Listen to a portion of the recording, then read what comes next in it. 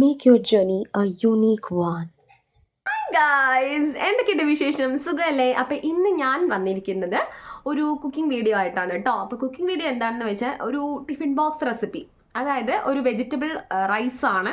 അതായത് അധികം മസാലകളോ ഒന്നും ഇല്ലാത്തൊരു സിമ്പിൾ ആയിട്ടുള്ള ഒരു വെജിറ്റബിൾ റൈസ്. അതായത് ഈ ചെറിയ കുട്ടികൾക്കൊക്കെ സ്കൂളിൽ കൊണ്ടുപോകാൻ പറ്റിയ ഒരു വെജിറ്റബിൾ റൈസാണ്. ഈസി ആയിട്ട് ഉണ്ടാക്കിയെടുക്കാം, നല്ല ടേസ്റ്റിയാണ്. അതുകൊണ്ട് അധികം വെച്ച് താമസിപ്പിക്കാതെ നമുക്ക് കുക്കിംഗ് പ്രോസസ്സിലേക്ക് കടക്കാം കേട്ടോ.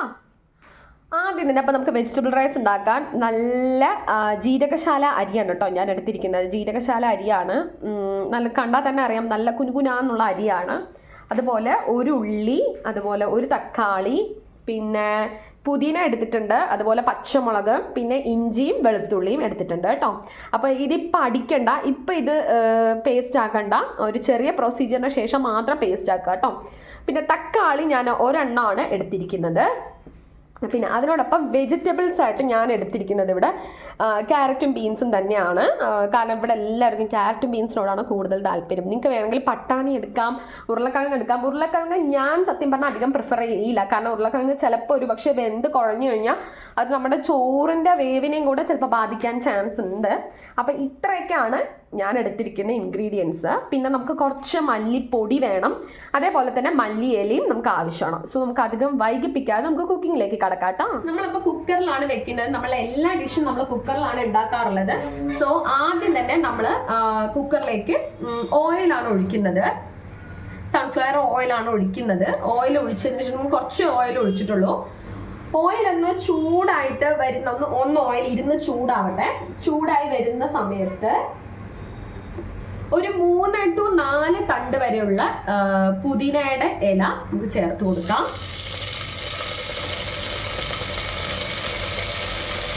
രണ്ട് പച്ചമുളക്,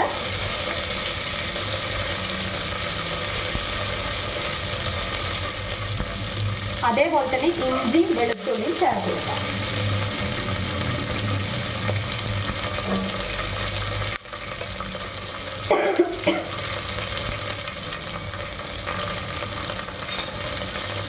ഇതൊന്ന് നല്ല രീതിയിൽ വഴറ്റി വെക്കണം കേട്ടോ.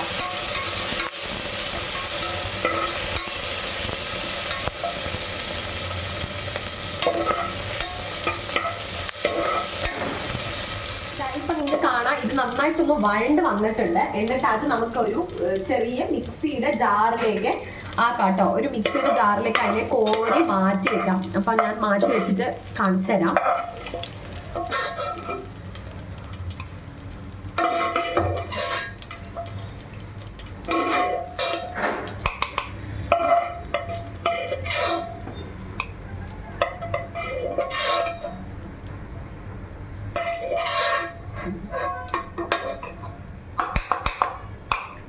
നമ്മളൊരു മിക്സിയുടെ ജാറിലേക്ക് ഇത് മാറ്റി കഴിഞ്ഞു. ഇനി ഇത് ആറിയതിന് ശേഷം ഇതൊന്ന് നന്നായിട്ട് അടിച്ചെടുക്കണം കേട്ടോ. ഇനി നമ്മൾ ഇതിലേക്ക് ഒരു അല്പം നെയ്യ് ആഡ് ചെയ്യാം, കുറച്ച് നെയ്യ് ആഡ് ചെയ്യാം. ഈ എണ്ണ ഇതിൽ തന്നെ ഇരുന്നോട്ടെ. അതിലേക്ക് തന്നെ നമ്മൾ കുറച്ച് നെയ്യ് ആഡ് ചെയ്ത് കൊടുക്കുക.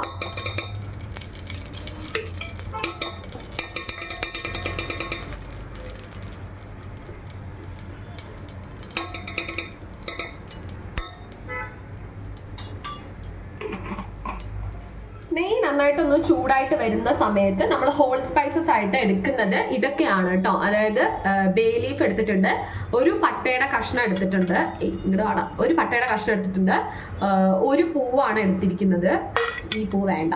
പിന്നെ അതുപോലെ 2 ഗ്രാമ്പു, അതേപോലെ 2 ഏലക്ക, ഇത്രയാണ് എടുത്തിരിക്കുന്നത്. ഇത് നമ്മൾ ഇതിലേക്ക് ചേർത്ത് കൊടുക്കാം. ബേ ലീഫ് 2 എടുത്തിട്ടുണ്ട് കേട്ടോ.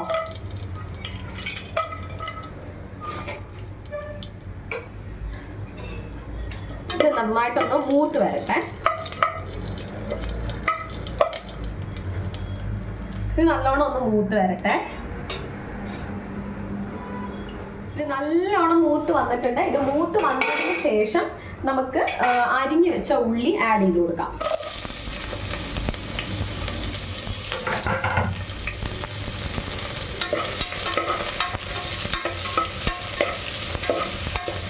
ഉള്ളി നന്നായിട്ട് ഇളക്കി യോജിപ്പിച്ച് കൊടുക്കണം. കുറച്ച് ഉപ്പും കൂടെ നമുക്ക് ആഡ് ചെയ്യാം.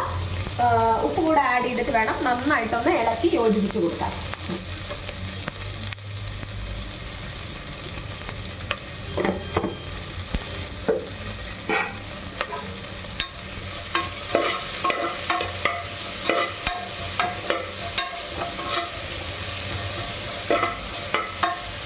ഇത് വഴണ്ട് വരട്ടെ. ഉള്ളി വഴണ്ട് വരുന്ന ഗ്യാപ്പിൽ നമുക്ക് നേരത്തെ നമ്മൾ മാറ്റി വെച്ച അരപ്പ് അരച്ചെടുക്കണം. അപ്പൊ ഞാൻ ഇതെല്ലാം ചെയ്തിട്ട് ഇപ്പൊ നിങ്ങൾ കാണാലോ, ഉള്ളി നന്നായിട്ടൊന്ന്, അതായത് നന്നായിട്ടെന്ന് പറഞ്ഞു കഴിഞ്ഞാൽ ഒരുപാടൊന്നല്ല, ഏകദേശം റൈസിന് വേണ്ട പരുവത്തിലേക്ക് ആയി കിട്ടിയിട്ടുണ്ട്.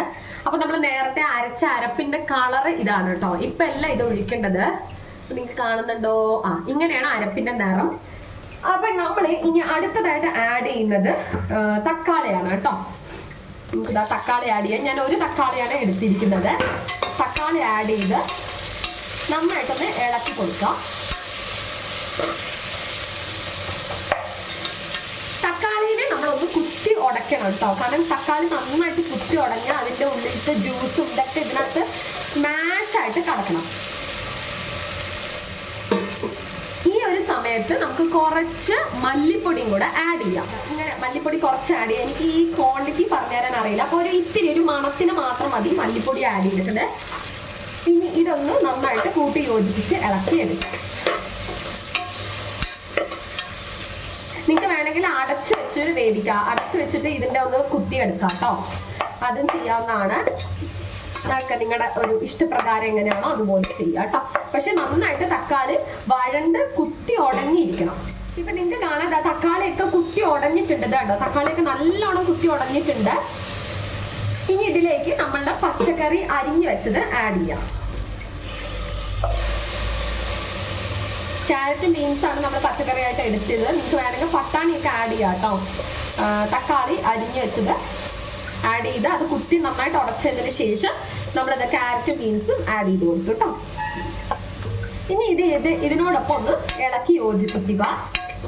നന്നായിട്ട് ഇതിന്റെ ഒന്ന് വെള്ളം വറ്റുന്ന വരെ ഒന്ന് ജസ്റ്റ് വെറുതെ ഒന്ന് വഴട്ടിയെടുക്കുക.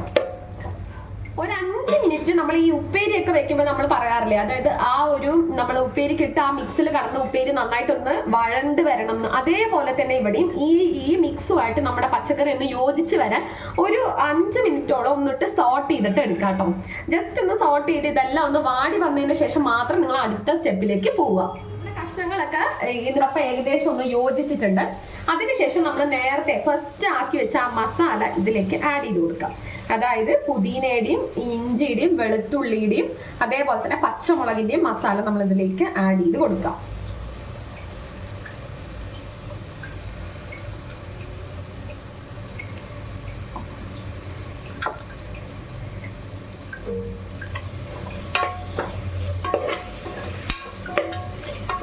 നന്നായിട്ട് ഇതിനോട് ഇളക്കി കൊടുക്കുക. എന്നിട്ട് അതിനോടൊപ്പം തന്നെ നമ്മൾക്ക് ഒരു 2 സ്പൂണ് തൈര്, പുളിയില്ലാത്ത തൈര് നമുക്ക് ആഡ് ചെയ്ത് കൊടുക്കാം കേട്ടോ. 2 സ്പൂൺ മതി. ഇനി ഞാൻ എപ്പോഴും പറയാറുള്ള പോലെ തന്നെ ഈ തൈരിന്റെ ഈ ഒരു വൈറ്റ് കളർ പോകുന്നത് വരെ ജസ്റ്റ് ഇതൊന്ന് വഴണ്ട് വരാനായിട്ട് നമ്മൾ കാത്തു നിൽക്കുക. അപ്പൊ നമ്മൾ തൈരൊക്കെ ഒഴിച്ച് ആ മിക്സും എല്ലാം കൂടെ നന്നായിട്ട് വഴണ്ട് ഇതായിട്ട് വന്നിട്ടുണ്ട്. തൈരിന്റെ വെള്ള നിറമൊക്കെ പോയിട്ടോ. ഇനി നമുക്ക് ഇതിലേക്ക് നമ്മളുടെ കാരമായ അരിയെ ആഡ് ചെയ്യാം. നമുക്ക് അരി ആഡ് ചെയ്യാം.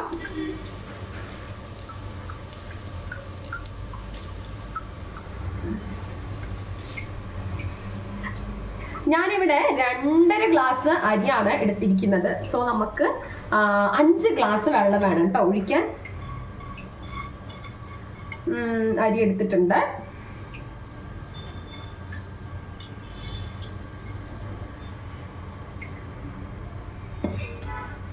ഇനി നമുക്ക് നന്നായിട്ട് ഇതെല്ലാം കൂടെ നല്ലോണം ഇളക്കി യോജിപ്പിച്ച് കൊടുക്കുക കേട്ടോ.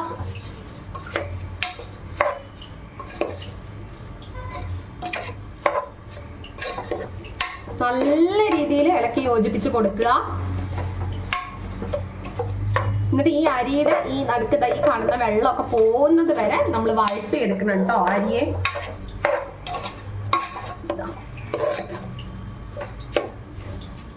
അപ്പൊ അത് അവിടെ കടന്ന് ഒന്ന് വെള്ളമൊക്കെ വെറ്റട്ടെ. ഞാനൊരു 5 ഗ്ലാസ് വെള്ളം എടുത്തിട്ട് വരാം.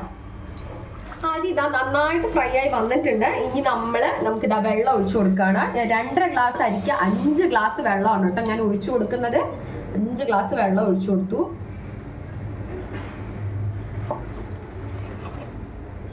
അഞ്ച് ഗ്ലാസ് വെള്ളം ഒഴിച്ചു കൊടുത്ത് എല്ലാം കൂടെ ഒന്ന് കൂട്ടി യോജിപ്പിച്ച് ഇളക്കി അങ്ങോട്ട് കൊടുക്കണേ.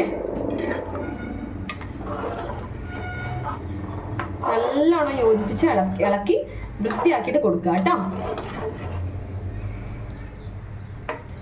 ഇതൊന്നും മെല്ലെ ഒരു ഫസ്റ്റത്തെ ഒരു തള വരുമ്പോഴാണ് നമ്മൾ അടച്ചു വെക്കേണ്ടത്. അപ്പൊ ഈ ഒരു ഗ്യാപ്പിൽ നമ്മൾ ഉപ്പ് എരിവ് ഒക്കെ കറക്റ്റ് ആണോ എന്നുള്ളത് ഒന്ന് നോക്കുക. അപ്പൊ ഞാൻ ഇതെല്ലാം ഒന്ന് നോക്കിയിട്ട് വരാം കേട്ടോ. ഉപ്പൊക്കെ ഏകദേശം കറക്റ്റ് തന്നെയാണ്. ഞാൻ ഇവിടെ കുറച്ച് മല്ലി ഇലയും കൂടെ ഇടുന്നുണ്ട് കേട്ടോ. മല്ലി ഇല ഞങ്ങൾ ഇപ്പൊ ഇടുന്നത് എന്താന്ന് വെച്ച് കഴിഞ്ഞാൽ അത് ഇറങ്ങി ആ ഒരു മണം ഒക്കെ നമ്മൾ റൈസിലേക്ക് പിടിക്കുമ്പോൾ ഒരു ടേസ്റ്റ് ആണ്. അതല്ല മല്ലി ഇലയുടെ മണം നിങ്ങൾക്ക് പച്ചക്കാണ് ഇഷ്ടം എന്നുണ്ടെങ്കിൽ റൈസ് വെച്ച് കഴിഞ്ഞിട്ടും ആഡ് ചെയ്യാവുന്നതാണ് കേട്ടോ.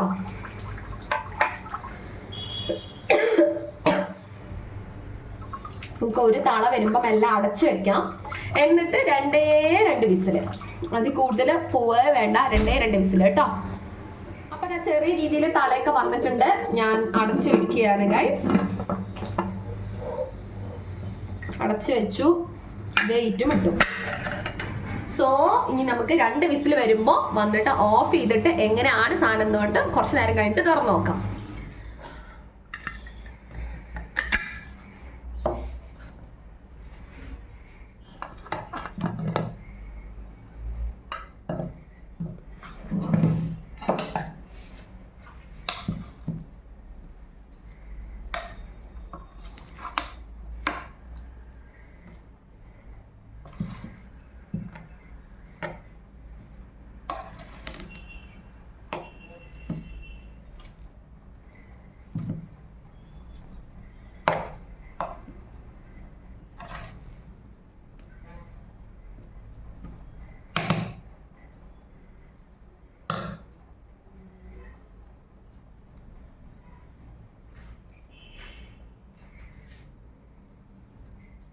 അപ്പോൾ ഇതാ കണ്ടില്ലേ, ഇത്ര ഈസി ആയിട്ട് നമുക്ക് ചെയ്തെടുക്കാവുന്നതാണ് കേട്ടോ. അപ്പോൾ രാവിലെ കുട്ടികൾക്കൊക്കെ ബിസി ആയിരിക്കും, സ്കൂളിലേക്ക് ലഞ്ച് ബോക്സ് പാക്ക് ചെയ്യാനും അതേപോലെ തന്നെ ഹസ്ബൻഡിനും ഒക്കെ കൊടുത്തയക്കാവുന്നതാണ്. ഇതിൻ്റെ കൂടെ ഒരു സാലഡോ അല്ലെങ്കിൽ വല്ല പൊട്ടാറ്റോ ഫ്രൈ അല്ലെങ്കിൽ കോളിഫ്ലവർ ഫ്രൈ അല്ലെങ്കിൽ എന്തെങ്കിലും ഒരു ലൈറ്റായിട്ടൊരു കറി, അതായത് വല്ല പനീർ കറിയോ അങ്ങനെയൊക്കെ പോലത്തെ ഒരു കറിയോ അല്ലെങ്കിൽ അച്ചാറോ അല്ലെങ്കിൽ ഫ്രൂട്ട്സോ വെജിറ്റബിൾസ് കട്ട് ചെയ്തത് ഒക്കെ കുട്ടികൾക്ക് ഇതിൻ്റെ കൂടെ കൊടുത്തേക്കാം കേട്ടോ. ഈ ഒരു ഡിഷിൻ്റെ ഏറ്റവും വലിയ പ്രത്യേകത എന്താ വെച്ചാൽ ഇതിനകത്ത് അധികം മസാലാസോ ഒന്നുമില്ല. നമ്മൾ ഈ ബിരിയാണി ഉണ്ടാക്കുന്ന പോലത്തെ അധികം മസാലാസ് ഒന്നുമില്ല. അതുകൊണ്ട് കുട്ടികൾക്ക് സേഫായിട്ട് കഴിക്കാവുന്നതാണ്. സോ അമ്മമാരും എല്ലാവരും ഇത് ട്രൈ ചെയ്ത് നോക്കാം. അതേപോലെ അച്ഛന്മാർക്കും ട്രൈ ചെയ്യാം കേട്ടോ. ഇതൊക്കെ ട്രൈ ചെയ്ത് കുട്ടികൾക്കൊക്കെ കഴിക്കാൻ കൊടുത്ത് ഹാപ്പി ആയിട്ട് ഹെൽത്തി ആയിട്ട് ഇരിക്കും കേട്ടോ. അപ്പോൾ ഇത്രേ ഉള്ളൂ ഇന്നത്തെ video. Thank you all. See you in the next video. Bye by.